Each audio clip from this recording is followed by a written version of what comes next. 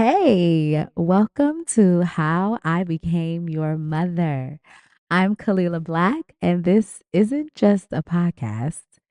This is my living manifestation journal.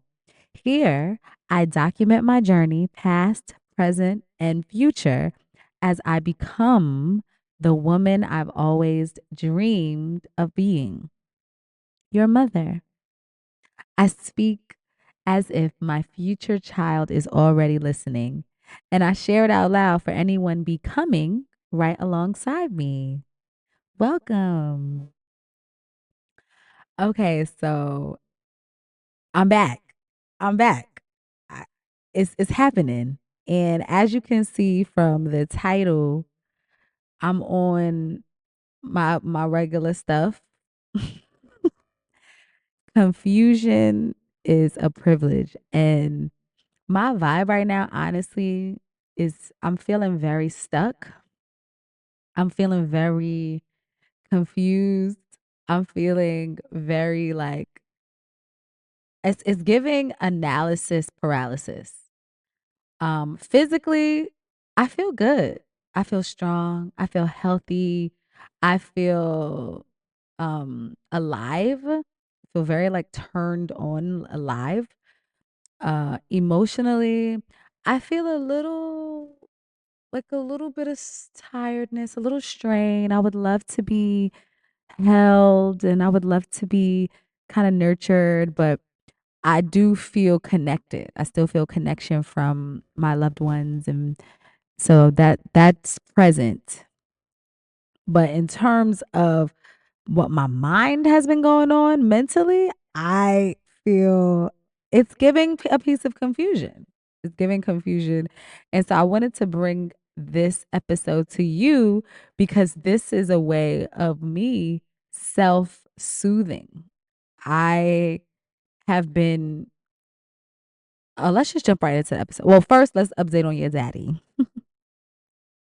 What's happening in the love life? What's going on in the love life? So I've been dating this guy.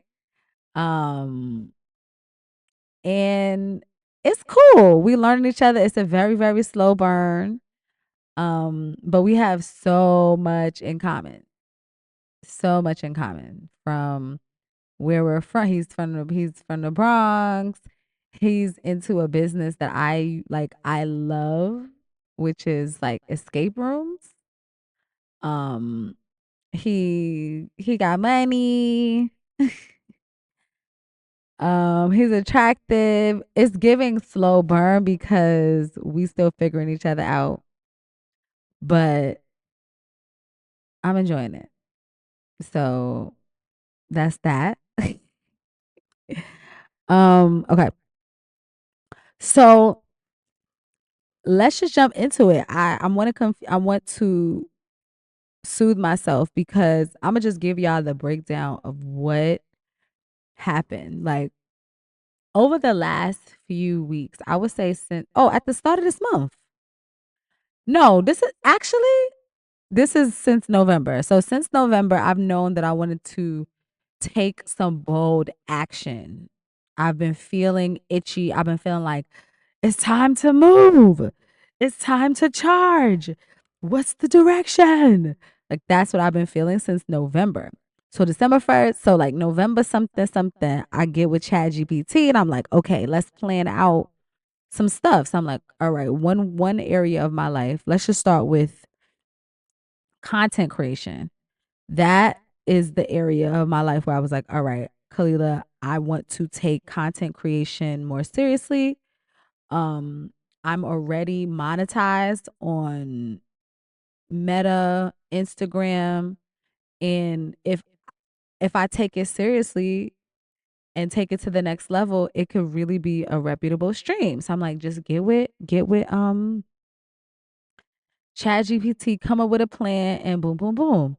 Come up with the plan, come up with the content creation plan for the week.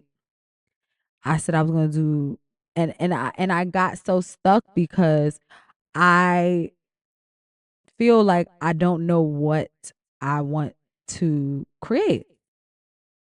So I was like, okay. a part of me wants to do the skits because I'm an actor. I want to show my range of character and I have a lot of ideas. And the other thing is that skits are lucrative. People are wanting entertainment. People are wanting short form entertainment. The other side, I'm like, yo, I love manifestation stuff. I love bringing people closer to skills and giving practical information for other people to see the results that I see in my life because of the practical tools that I work like that I use in real life that work. But then I'm like, I also love to do a trendy dance. I have fully fleshed characters built up in my mind. And I'm like, what? I don't even know where to go, where to start, which platform to use. When should I post? Like these are the thoughts that's having me stopping from pushing forward with the plan. Because the other thing is when I get with Chat GPT be having a nice GPT, be having a nice start. Like I be feeling inspired by them, but it's not nothing like your own idea and it don't be as refined. And I'm trying to refine it. That was one area in my life where it's giving confusion. Um, the other area of my life, another area of my life it was giving confusion is career. Cause I done told my team, I said, yo, I want to give it a pause. I'm gonna come back in January and circle back with what I want to do career wise. I know the industry is shifting. I gotta get right on my goals. So I'm like, yo, I moved out to LA and I said, oh, I'm pursuing film and TV. But I haven't really been pursuing film and TV in the way that I know I could be. I don't have the the no, I don't know who the cast and directors are over the shows that I want to be on for real. I haven't reached out to them. I don't be targeting events. I don't like that's a different fervor on there. So I'm like, okay, is it that? Is it trying to get on primetime TV? Is it trying to make it on the last season of Abbott? Is it, creating something that you would want to see something later on TV? Like, is it just going for films? Getting into some acting classes to put those chops up with all of the different sides, because that's something different. Like, what is the goal? Because this past year, I had been on my agent's rosters and everything, and they send me out for things, and it's stuff that I want, but also it's not something that I'm not targeting. I haven't been targeting a vision because of what I've been doing, caregiving. So the stuff that I've gotten this year, which was amazing, by the way, a cute little Dr. Seuss gig, that's recurring. That's fire. Like that's fire. A recurring, that's what I pray for. That's literally what I pray for. A mutually beneficial recurring gig that keeps on going. Yes. So I'm like, oh, should I go down that route? Target that, put some effort around that. Like, what's that's the career thing where it's like, oh, it's giving confusion. It's giving confusion. I have even gotten analysis paralysis around which area of my life should my spiritual practices be focused on. And that's crazy, not crazy, but it's just illuminating because I don't know that I've been in that space before where it's like, what should I focus on? Like it's feeling more efforty. And what I mean is like, okay, when I'm meditating, when I'm visualizing, when I'm doing my affirmations, is it about money? Is it about self-confidence? Is it about attraction? Is it about luck? Is it about success? Like what these are the thoughts that I have going on because I really just want to have a a routine. I want to build a routine that is um useful. So the reason why those are the things that's been going on in my mind in terms of the confusion piece. And then I just had to look at it and just be like, yo, whole time, like what gives me peace and solace is when I take a step back and I think of generations prior. Like I think of my grandmother's generation. My grandmother decided to get married This is in the 1930s in Alabama. She decided to get married because my great grandmother was a traveling evangelist, and my grandmother's got tired of starting the seventh grade over and over and over again. So she knew that if she got married, she would be able to stay and not have to restart. She hated restarting the school. And my and the and this is at 13, by the way. No, wait. She got married at 13. Baby. Right. No, yeah. She got married at 13, and her family, deeply religious, her family thought that she was uh already having intercourse. So she thought that she was already going to be pregnant. So they wanted to let her get married, or like they didn't question the fact that she wanted to get married at that age because they didn't want to bring on an quote unquote open shame to the family with a baby. So if they get married first, then it'll be protected of the baby was the idea. Whole time they didn't even get pregnant for another 3 years because she wasn't even worried about that. Now, what does this have to do with anything that I'm talking about? My grandmother's choices were go to school, and what she saw in her 1930s mind in the segregated South and all of this, like everything that she's seen, those feelings, all of that. She said either I'm gonna get married so that people can stop throwing me anywhere and I don't have to starting these schools over, or I'm gonna start school over. Those were her choices. That's it. That's it. Then I think about other generation. I think about the next generation. It was like either you go and you do this thing, you go and you take this path, go to school, go to college, graduate, go and do this, or you're a bum.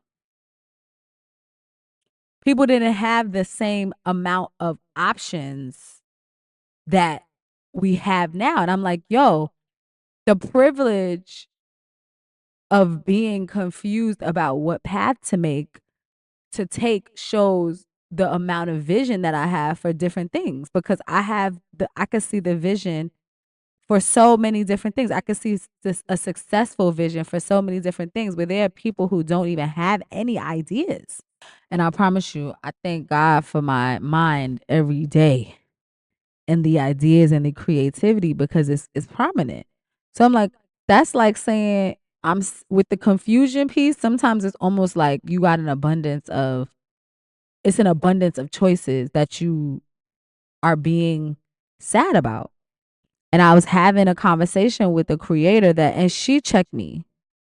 It's been black women checking me. I was having a conversation. I met this creator on on a commercial set where we were both starring in a commercial. And she happens to have a platform, a very large platform that she's built on social media. Very good work, amazing, inspiring work. And she's like, okay, like tell me tell me and she knows that I want to do more on social media as well. And so she was graciously asking me questions like, okay, what's next? What you want to do? And I'm telling her, like, I don't know. I just don't know if I want to do this. I don't know if I want to do that. I don't know if I want to do this. Da, da, da, da. And she was like, yeah, sometimes even the lack of ability to choose is a trauma response. It's the brain trying to keep me safe. So, and I'm gonna go further on, because when she said that, I was like, oh snap, she's absolutely right. Because if you just think about again how the brain is designed to keep us safe. It's not designed to help us grow. It's not designed to help us evolve for real. It's there to preserve us. So the rigmarole that my brain does when it's time to create is an illusion.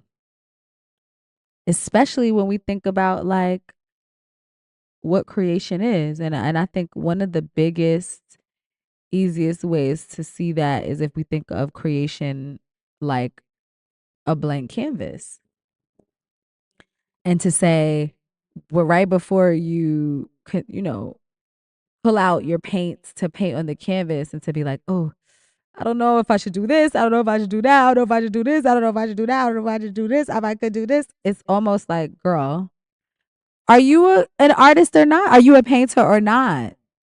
This is about being a vessel. This is about taking the ball from point A to point B. You've been given the tools, you've been given the information, you've trained, you've been experienced, you've been connected, you've been vetted, you've had visions, you've written them out, you've performed them. So it's really just about calming down that mental chatter that is trying to finesse. And I just think about how I've felt uncertain before and just made a choice. Um, and how sometimes, like, it always works out. It always works out. Like, I even think about specifically the Beyonce tickets that I manifested, because I purchased those tickets. I knew I wanted to win some tickets, but I purchased them. And even though I purchased them, I still won the concert tickets and was able to sell the ones that I purchased. So even if I make a move right now that may not support my like, so I'm using that as an example, because it's like, yo, if you purchased it, how was you on the path and on the track to manifest them for free when you already bought them? That's kind of like how my mind has been going. But it's like, yo, make a choice. Even if I made the wrong choice, quote unquote, on buying the tickets, spending my money for them, I still made an about face, and got I still won even better tickets. So even if the first choice that I choose is whack, the consistency is going to make up for something, and I can always choose something later that's better once the momentum of the choice has grown. And just getting back to the idea of the confusion piece being a privilege, it's like our mind and our thoughts are, I think, points of inspiration. Rick Rubin in The Creative Act says that the ideas that we have are also summoned from the people outside of ourselves. So it's like the idea that's in your head is there because other people want you to do it too. That's why sometimes you have an idea, and then um you'll see somebody else do it, because the desire for the idea was greater than you. It wasn't about you.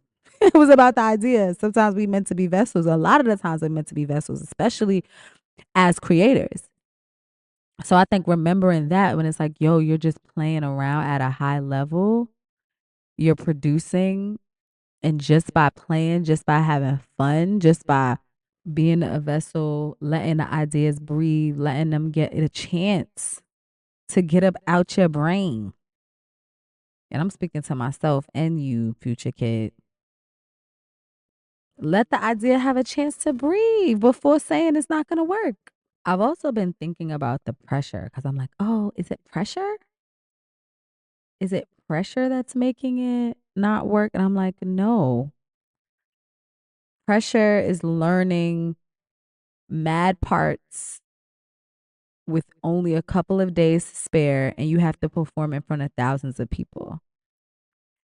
And the floor has holes in it, and there's elevators, and people could hurt themselves. That's pressure. And I've experienced that routinely in my business. in my industry. There's pressure is not a thing. So i- it's really just about understanding that when I notice that I'm in that state of confusion, to say, "Oh, okay. Okay. Okay." So the brain, you wanna just be in your confusement era right now, and you wanna show me all of these options because you're afraid. But Stacy, that's that part of my brain that talks about the fear a lot. She's always telling me what I shouldn't do and why, and what it couldn't work and it would take a long time, and why would people, and you got to do this, and that's what she's always saying. I would say, Stacy, I know you're trying to protect me. I know you're trying to protect me, but the girlies are doing it. I have the capacity. I have the vision, and it's gonna work. It's so interesting because even as I've been talking these ideas out with you all, thinking about the social media, I'm like, wow, there may be a world where all of these things that I think are so different and vast are connected, where my content is connected to my career and to my brand, and where my spiritual life is connected to the dream, to the target. During my meditation this morning, there's one called Conversation with Your Higher Self by this speaker named Karina Kalila. She has my name as her either last name or middle name, and it's spelled like my name, which is pretty rare when I find my name. So I was like, oh, let me listen to her, and I love it. I love it. And each time I meet my higher self, she gives me a different object. And today she gave me a compass. She gave me a compass due north. And I was like, and I just took that like, yo, you have the direction, you know where you're going, and it's okay to move forward. And also like I'm also thinking about it like this, because even in the wilderness with a compass, that's brave. My inner self didn't give me a map. My higher self, my inner being, as you know, my higher self, my inner being, my inner child, the part of me connected to the overall picture that knows and sees more than I can with my limited vision, didn't give me a map. It gave me a compass. So it's like, go due north in this wilderness, but you're gonna have to figure out your own path. Just stay on the track. Just stay on the track. Stay towards your North Star. And my North Star, if we even talking about North Node, is my North Node is in Pisces, which is uh meaning that in this lifetime I'm meant to master faith, belief, but and the illusion of the unseen, just faith walking. So that meant a lot to me. And that lets me know where it's like, yo, like you may not, you're never going there's never gonna be a chance when you're exploring where you know everything that you're about to explore. There's never gonna be a chance when you're creating where you know everything beforehand that you want to create. Yes, we have visions for the final product. Yes, we see it, but it still has to come over time. It still grows. It still builds. It's a living, breathing creation. So I'm wanting to soothe myself into remembering that yes, this content creation is being a content creator is really just sharing and being a vessel all the time. Just being a vessel, working towards the goal, being a vessel, working towards the goal. And what I want you to know, my future child, my future queen, princess, boo, is that you come from big thinkers and big doers. And sometimes our brain is full of thoughts, but it should never be taken as something for granted. And I think working with your grandmother through her stroke, where a lot of her memories, a lot of her cognitive habits have been disruptive, I have an even greater appreciation for the abundance of thoughts that run through my brain every day. It's an abundance, and it's abundant. And I know that she wishes that she had that, and she's working her brain back up to that. So, yes, confusion can feel debilitating. It can feel like, oh, but just also remember, it's giving first world problems. Because there's a lot of people in the world that don't really have choice. It's like you get up, you go, you go down to the well, you go get that water, you go do this, you go, it's labor. It's labor. We got a little joy, but it's a lot of labor, labor, labor, labor, labor, labor, labor, labor. Whereas over here, it's like but what kind? You know. All right, now we're gonna move on to our question of the day, which comes from the New York Times article, 36 questions to make you fall in love.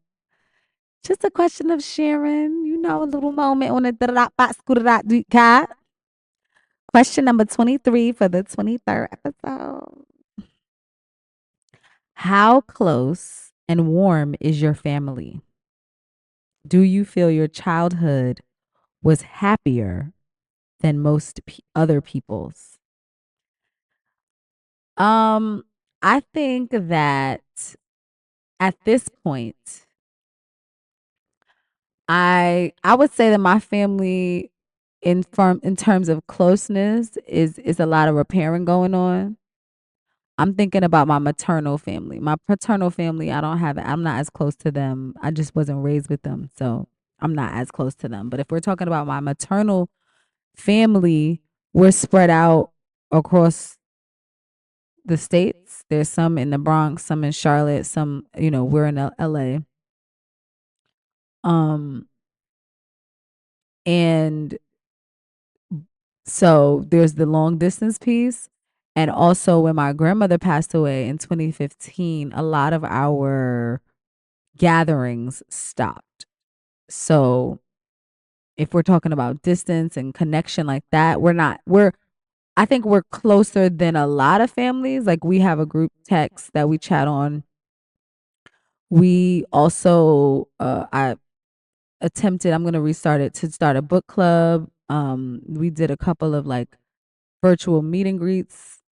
So there's effort there, but I wouldn't say that we're close yet, because I think that my family has a lot of um emotional things to get through that just is not ever really addressed. So there's just a distance of authenticity, in my opinion, there, that keeps us from being close, because we're not super authentic all the time. Okay. And is do I think my childhood was happier than most? I think that I had a lot of very valuable, unique, and abundant experiences in childhood. Like, for example, I went to see many, many Broadway shows. Many Broadway shows. My mother used to give free tickets for the teachers working from the United Federation of Teachers on Teachers Night on Broadway back in the day, and we was going to see mad stuff. We used to go to Radio City frequently. We would go to the different circuses. We went to Ringling Brothers. We would also go to Universal Circus. We would go to Cross County Fair. We would go to Rod Playland. We would have a lot of fun. Um, what other things would we do? A lot of family picnics, a lot of gatherings, sleepovers, um, trips in that way. Like I went on my senior trip and all of the things that I could do via school, but I wouldn't say happier than most because there was a lot of unhappiness that offset the overall joy of my childhood with mommy using um drugs regularly. There was a lot of unseen trauma that was like underneath that was not always swept under the rug when great things were happening. So if I had to rate my childhood, if I had to rate my childhood 1 to 10, I'm giving it a 7.5. 7.5. A clean C plus.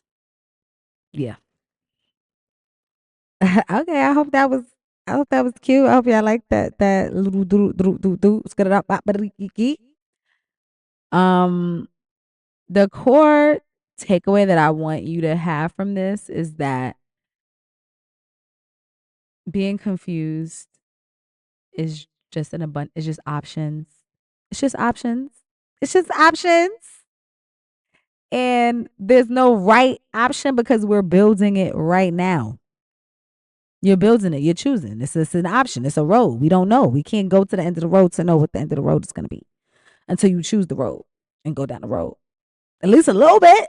At least enough to see. Go down the road enough to see what's going to happen before you can't just walk a little bit, go back a little bit, and then just stop because you don't know which road you got to choose. It's time to go. It's time to go. We outside. That's today's love offering. Whether you're here now or listening from the future, I'm thankful you spent time with me. If this episode stirs something in you, send it to someone you love and leave me a review so that this magic can find more hearts like yours. Remember, everything is working for your highest good.